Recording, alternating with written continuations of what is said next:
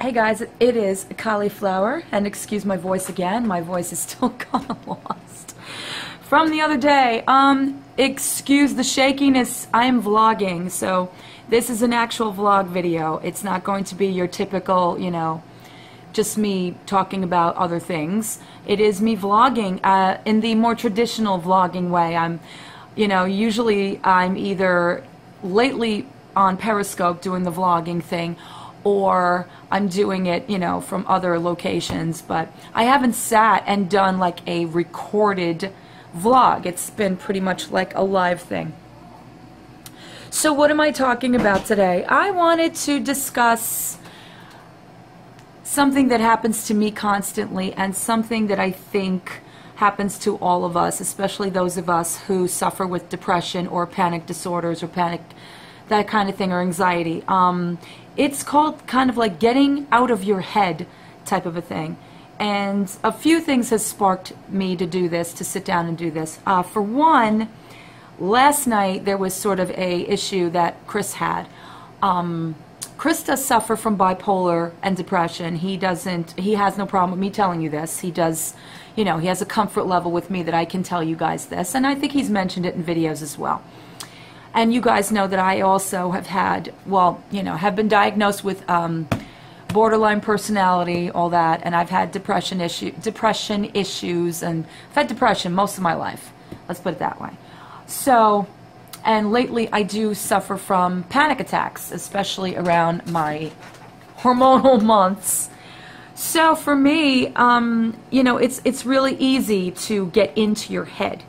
So I know people are asking, what does that mean? Like, what are you talking about, getting into your head? It's basically, for instance, if you're just having a normal, regular day, and all of a sudden, like, some sort of, like, I don't know, random thought pops in your head, like you see a car accident, or you envision, sorry guys, that was my daughter. This candle thing behind me bothers me. I know, it's like a random thing is just bothering me. Okay, so basically, like I said, like, you could be having a normal day and all of a sudden you'll start thinking about things that you don't want to think about. You'll think about things that could possibly happen to your children. You'll think about, your loved ones passing away, or, something terrible happening to you, or your house on fire. I know these are extreme examples, but it's just sort of like that kind of a thing. But yesterday we had rehearsal and everything was great. We had a wonderful rehearsal. We were all enjoying ourselves. We were having fun. And then we got in the car. Chris and I got in the car. We were going to go home. Joe picked us up. And Joe and Chris have a very strange relationship. Joe and Chris have known each other for years, before they even knew me. Joe and Chris used to act together in plays and stuff like that. So they know each other, and their relationship is more on the effect of, they like to rib each other. They like to give each other a hard time. Chris, however, is very sensitive. In fact, he can be overly sensitive. I'm just keeping the real, putting it out there. There are times, especially in my videos with Chris, like early on when I first started doing Collie Chats, I would have to stop the video several times because Chris will do one of two things. Either Chris will be so overbearing or so like out there, like, wah, like in your face, or he'll be like, like this, like reverse earthworm, like turtle, the turtle is going back in his shell, that kind of a thing. Like, it was either one extreme or the other. It was never kind of like a middle ground thing. And I know why, because sometimes Chris, when he's on, he's like Mr. Social, he's all about being, the guy who's the life of the party and makes everybody laugh. When he's like in this, like, in his head, I call it, where whatever it is going on up in there starts to affect this or this, I have this kind of like, how do I put this? I have this kind of sensitivity to it. I think for me, I'm like on the opposite side of it, where I'm like the outside looking in, so it's like the opposite side of a mirror. And when I can detect that's happening, something in me kind of just drudges up the wall. So last night, Joe and Chris were, I don't even know what the hell it was what it was. Something was said, something was tweaked, a little trigger went off, and Chris got really defensive. It was like right away, this defense came up, and all of a sudden he started getting really weird and acting really weird. And I know what that means. It means that he got up here. It means that something Joe said triggered him. It wasn't, and by far, I'm telling you, I'm a witness to all this. When I tell you, it was not mean, it was not cruel, and I'm one of these people that I will tell somebody, hey, look, that's not right. It wasn't anything like that. In fact, Chris threw out there something to the effect of, he made a sarcastic comment in relevance to Joe just meeting his best friend, like his new best friend Dave. You guys have seen him before. Joe met him when we went to Lake Compounds, and they hit it off. Joe likes him. Joe don't like nobody. I'm gonna just tell you that. I'm gonna keep it real. Joe don't like nobody. He barely likes anybody. All right. So if Joe likes you, he does one of two things. All right. He either strikes up conversations with you and he's talkative, or Joe insults you. And I don't mean insult like berate you. He just gives you a hard time. He just jokes with you a lot. I live with Joe, so I'll know. He jokes a lot. He insults a lot. I take it every day. All right? So, for the most part, I can understand. You know, sometimes he goes a little too far, and I will tell him if he went too far. But he did. But I could see where Chris was in his head. Okay? I could see where the wheels were turning and the negativity started to rush to the, you know, the the front of his central, his like front lobe. I don't know what they call that. And I could see it. I could see it happening. So it was like meltdown, complete meltdown. And I'm not going to go into details, but there was a meltdown. So for me, that triggers this kind of like, I get very defensive, and for me, it's like when a child throws a tantrum and you kind of don't want to deal with it in public, so you're kind of like, cut it out, that kind of thing. It was about 20 times that for me, because at that point now, I'm like, oh no, you're not. He's a grown man, and in my estimation, there are certain things that he shouldn't allow to get him to a point where he gets. But I understand it. So for the reason I decided to do this video, because I know for me, that's what triggers or can trigger panic attacks. I could be completely fine. I'll take an example. We went to Lake Compounds. We went to this amusement park. And I don't normally have an issue with going on certain rides. It's the roller coasters I have an issue with, but apparently, you know, whatever. But I don't have issues normally. So I wanted to be, you know, I wanted to join in, and I wanted to let my daughter know that, you know, I'm not like the push, you know, kind of like, oh, I'm not really going to be, you know, too interactive with the rides. I am that person. Usually I'm the one that always goes on with her, unless it's the crazy rides and I send Chris or her father or somebody else. So there's this swing ride that she loves. She has no fear. My child has no amusement park fear. She goes on anything except the things that go upside down. She loves these like rides that are on the swing and they go high and they kind of just, you know, and I watch people, because that's a thing I do when I'm at these places. I watch people. I see the joy in their faces.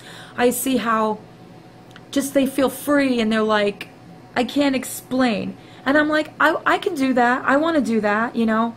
And I have to get over my fear of heights, and I have to get over my fear of, you know, just bad things. Okay, I have to talk myself out of bad things happening. So I went to go on the ride, and I put myself into this little seat with this little bar that goes across your waist, and that's basically all that's holding you in. From you, this chain link, and about I don't know how many feet in the air. I started to go into panic attack mode. I didn't have the panic attack. I went into panic attack mode, where I started to talk myself out of it, because right away in my head I am thinking, this thing could clip. This thing could clip and flip us all off, and we could be dead. And I don't want this. This is like in more recent times happening to me more often now than it used to. Like, it used to be induced by stress. I don't have the amount of stress that I used to have to really incur this kind of a panic attack, but I'm capable of controlling it. Either way, I'm capable of controlling it to the point of when it happens, and I'm also now learning, of controlling it to not be as bad. But I got myself into a frenzy on that ride that I had to get off. And Chris looked at me and he said, don't, you know, like, if it's going to happen here, just get off the ride. Don't even try to attempt it. Because if it happens, if I have a panic attack, my body could go limp. I could possibly, God forbid, pass. You know, don't even want to think about it. And then I walked away and I walked over to Joe, because Joe was waiting off to the side, and I told him what happened, and he's familiar with what happens because he's seen me through some panic attacks. And we talked about it, and I kept saying to him, I can't let this control my life. And he said to me, he goes, you allowed yourself to get into your head, and you allowed yourself to let it control you. And he was right. You know, depression, anxiety, panic, suicidal thoughts, these are all things that are enveloped in your brain. These are all started in your brain, okay? And I know a lot of people are going to say that it's not always in your control, and I agree with them. I do think, however, if we tell ourselves while it's happening, and I know that's difficult because for me personally, I freak out once I feel something's controlling me. But if we have the ability, if you have the ability to, in your secondary head, and I mean that by your conscience, the inner voice, whatever's talking to you at that point trying to fuck you up, tell yourself at that point, nope, I know what this is. This is me putting myself in a panic state. This is me thinking, no matter what I'm going to try to do, I'm going to die, I'm going to get sick, I'm going to black out, I'm going to pass out. It's just not, it is realistic. It can happen, but it's not always going, it's not the case. It's not going to always happen. Your brain, your mind is triggered. And once your brain sends those triggers down to your body, to your muscles, to your limbs, to your heart, what have you, it is capable of fucking you up so bad that you have now convinced yourself there is nothing you can do about it. I am trying to fight that. I believe wholeheartedly you can, because I did it. You know, it was a 10-second thing that I felt I was going to have a full-blown fucking panic attack, and it ended up being that I got off the ride. I just did exactly what I should have done. But I also said to myself, you can't let this control you. You can't let this consistently control your life and how you're going to lead it.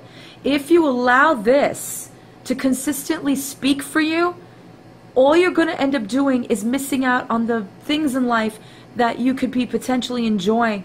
And do you really want this to be something your daughter gets used to, or your friends get used to, or your spouse, or your husband, your wife, your family, whatever? That this is, oh, she's having one of those attacks. You know, and for me, I am sensitive, and I don't like being discussed. You know, if I'm in the other room and I hear me being discussed, like, oh, she's had one of her episodes, or she's had I get very angry, because then I get defensive, and, you know, that's like, it's a whole other video. But it just sort of fell into place after yesterday, because yesterday a few things tweaked me to where I could have been in my head, where I could have been like, you know what, and reacted because of I was reacting to whatever's tweaking me in my head. I could have had several breakdowns yesterday. I could have had several. My daughter went back to school. I was completely and utterly calm and normal. I could have had several panic attacks. I went to rehearsal. I didn't know all my lines, you know. I could have had a panic attack over that. I watched a video that fucking pissed me off. I could have had I could have, whatever. Instead of doing that, I turned it around, and I decided that the more important thing to do is to stop letting my head control me. It's just everyday things. Things happen. People make videos that you may not agree with. People have opinions you may not agree with. That's fine. I don't need to always, I don't need to always understand. It's just, for me, sometimes I take things personally. I do. And yesterday I took this personal. So therefore, in my head, I'm like, you need to stop. You need to just always worry about what you're doing. Don't worry about what everybody else is doing. And don't think that just because somebody's talking about something you're related to or something you're doing that they're talking about you, because that's not always the case. It could have been, but it wasn't. I'm saying it wasn't. And this video will go up and somebody will say, yeah, it was, but whatever, I don't care. I don't care. I really don't care about what people think in relevance to certain things that I do. I do care when it comes to the way I am. So my advice is, you know who you are. You know what you have, if you have anything, whatever it is. You know how you can get. You're the best person that can decipher how you're going to be. My thing is to get out of here and to start listening to who you are. Tell yourself, I know this is going on. I know. The first thing you need to do is identify it.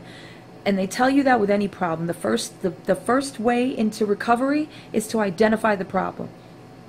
It's the same with these types of issues, whether you've got a depressing thought going on, or you're depressed about, something, or you're down in the dumps and you're, unmotivated, or you're having a rut, going through a rut, or you're super sensitive to somebody's comment to you, or, somebody joking around with you and you're super sensitive and you kind of snap at them and you snap at the world and you're like, so worked up that you got yourself into a hospital.